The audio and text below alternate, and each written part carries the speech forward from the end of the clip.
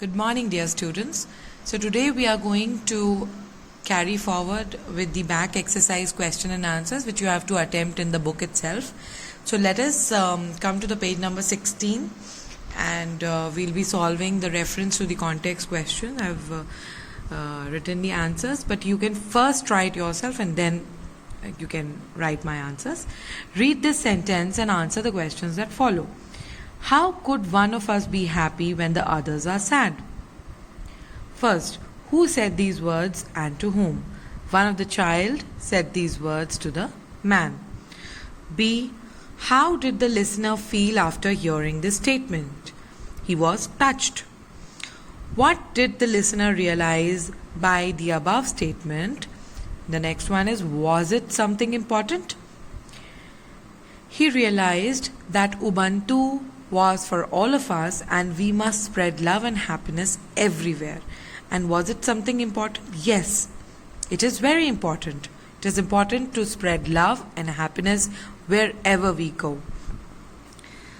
The D part, what does it tell us about the speaker? This tells us about the rich values imbibed in these children by their parents, because the speaker in this sentence is the child. Okay, so you have to write in context of the child has spoken these lines, so your answer must be the speaker is the child, and so answer it appropriately, right? Now moving forward, there's a higher order thinking skills question, HOTS. If everyone wins, everyone is happy. Explain the meaning of these words. It's very simple. This means if everyone wins and not just one person, everyone will be equal and nobody has to face failure. Therefore, everyone will be happy. Alright? Now, let's move forward. Expressing gratitude. Expressing gratitude refers to appreciating something or someone or showing thankfulness. We usually express gratitude with the help of the following expressions. So like your mom cooks food for you daily. So if you, one fine day, if you feel like telling her a thank you, so that thank you is the gratitude. And if you express it, if you say thank you mom for cooking such a lovely meal for me all the time, then this is expressing gratitude, that you are expressing that you are thankful. Okay, so there can be certain expressions you can use, like you can say I am very grateful, thank you very much, it's really nice of you, how thoughtful of you. Now read the following sentences. You helped me finish my work. I am very grateful to you. Next, such a lovely present you have brought for me. It is really nice of you. Alright, so this is how you can express gratitude in real life. Now, with the help of the examples and expressions given above, form sentences for expressing gratitude for the given situations. So now they have given you situations. So the first one is, your friend gave you a gift. It gave you a lovely gift. How will you express the gratitude? You'll say, you gave me a lovely gift. Thank you very much. Alright? Now, the next one, your mother cooked your favorite dish. My God. So what would you say? What would you tell her? Mama, you cooked my favorite dish. How thoughtful of you. Alright? Your sister took you on a picnic. So you can write, or you can say, you took me for a picnic with you. I'm very grateful to you. Your classmates searched for your lost book. All of you helped me find my book. It is really nice of you. Alright? Now there is a listening exercise, and the poem is given on the page number 156. Let's move here. So let's read the poem. Two funny little red apples fell from a tree one day. Both apples rolled and rolled till they got far away. They rolled into a big green yard, right past three white dogs. They rolled right past a cold blue lake and over 4 brown logs. Now let us answer the questions. Fill in the blanks, okay? So options are also given. There were dash apples. There were 2 apples. The apples were dash and little. They were funny and little. The apples rolled into a yard. The dogs were white. Okay, so this completes your listening exercise. Now speaking exercise. Repeat after the expert. So the sound of the letter sh, as in shape.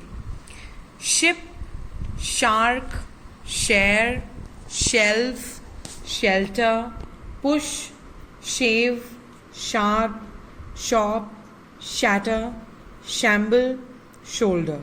Once again, please repeat after me.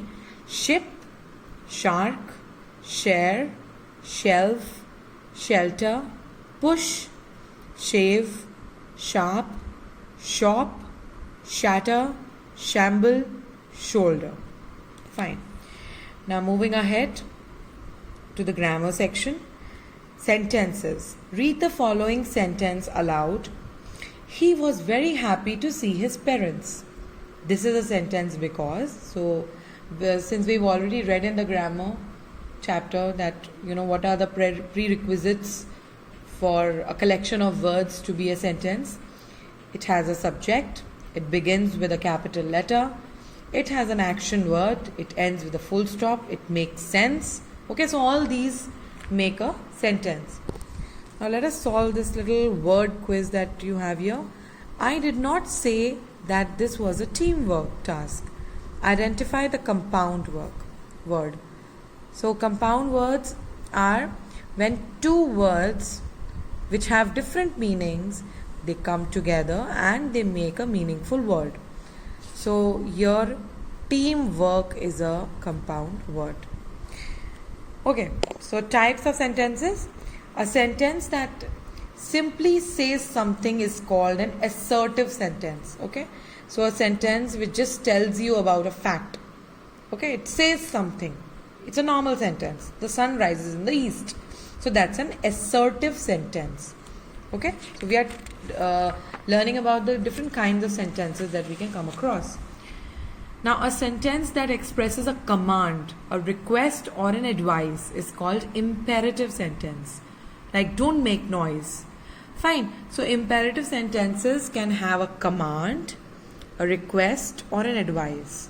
Okay, so these 3, command, go there, come here, request, please do your work, and advice, you must complete your work in time. So, all of these make an imperative sentence.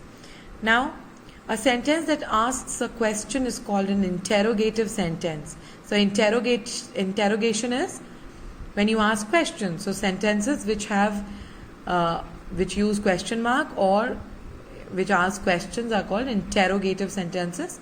Example, what are you doing? Question mark. Now, a sentence that expresses a strong feeling is called exclamatory sentence. Example, what a beautiful scene. Fine, and you will always find an exclamation mark in the end of these sentences.